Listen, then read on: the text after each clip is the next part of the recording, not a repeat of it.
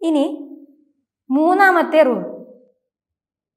ഒരു പദത്തിലെ അവസാനത്തെ vowel letter ഓ, ഉ, ഓ, ഉ എന്നിവയിൽ ഏതെങ്കിലും ഒന്ന് വരികയാണെങ്കിൽ ആ പദത്തിന് ശേഷം മു എന്ന ക്വസ്റ്റ്യൻ സഫിക്സ് ആണ് ചേർത്ത് പറയേണ്ടത്.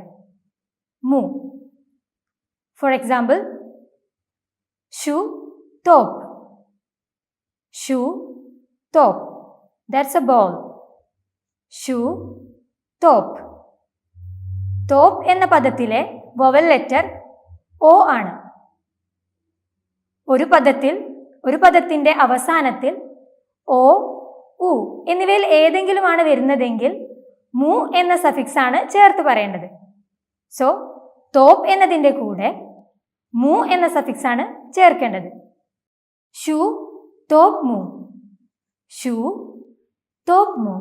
Is that a ball? ഷു ടോപ്പ് മു. മറ്റൊരു ഉദാഹരണം, ബു ഒക്കൂൾ, ബു ഒക്കൂൾ. ബു ഒക്കൂൾ means this is a school. ബു ഒക്കൂൾ. ഒക്കൂൾ എന്ന പദത്തിലെ ലാസ്റ്റ് വവൽ ലെറ്റർ ഉ എന്നതാണ്. ഉ. സോ ഒക്കൂൾ എന്നതിന് ശേഷം മു എന്ന ക്വസ്റ്റ്യൻ സഫിക്സ് ആണ് ചേർത്ത് പറയേണ്ടത്. ബു ഒക്കൂൾ മു, ബു ഒക്കൂൾ മു. Is this A school? Is this A school? ബു ഒക്കൂൾ മു. ഇനി ലാസ്റ്റ് റൂൾ. ഒരു പദത്തിലെ അവസാനത്തെ വവൽ ലെറ്റർ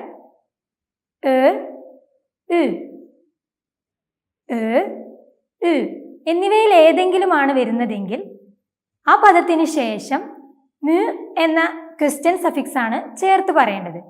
മു. ഫോർ എക്സാമ്പിൾ, ബു ക്യോയ്, ബു ക്യോയ്. This is a village. ബു ക്യോയ്. ക്യോയ് എന്ന പദത്തിലെ വവൽ ലെറ്റർ എന്ന ലെറ്ററാണ്. സോ ക്യോയ് എന്ന പദത്തിന് ശേഷം മു എന്ന ക്വസ്റ്റ്യൻ സഫിക്സ് ആണ് ചേർക്കേണ്ടത്. ബു ക്യോയ് മു, ബു ക്യോയ് മു. Which means is this a village? ബു ക്യോയ് മു. മറ്റൊരു ഉദാഹരണം, ഷു ഗുൽ, ഷു ഗുൽ. That's a rose. ഷു ഗുൽ. ഗുൽ എന്ന പദത്തിലെ വവൽ ലെറ്റർ എന്നതാണ്. So Turkish 4-way vowel harmony rule അനുസരിച്ച് ഗുൽ എന്ന പദത്തിന് ശേഷം മു എന്ന സഫിക്സ് ആണ് ചേർത്ത് പറയേണ്ടത്. ഷു ഗുൽ മു, ഷു ഗുൽ മു. Is that a rose? ഷു ഗുൽ മു. ഇത്തരത്തിൽ ഒരു പദത്തിലെ അവസാനത്തെ വവൽ ലെറ്ററിനനുസരിച്ച് ആ പദത്തിന് ശേഷം മു, മി, മു ഓർ മു എന്നീ 4 സഫിക്സുകളിൽ ഏതെങ്കിലും ഒന്ന് ചേർത്ത് പറയാവുന്നതാണ്. മു, മി, മു, മു. ഇനി ഇത്തരത്തിലുള്ള ക്വസ്റ്റ്യൻസ് എങ്ങനെ ആൻസർ ചെയ്യാം എന്ന് നോക്കാം. ഈ 4 സഫിക്സുകൾ ചേർന്ന് വരുന്ന ഒരു ക്വസ്റ്റ്യൻ്റെ ആൻസർ എപ്പോഴും യെസ് അല്ലെങ്കിൽ നോ എന്നതായിരിക്കും. ആദ്യം യെസ് എന്ന ആൻസർ വരുന്നതിനുള്ള ഉദാഹരണങ്ങൾ നോക്കാം. ബു കെദിമെ, ബു കെദിമെ.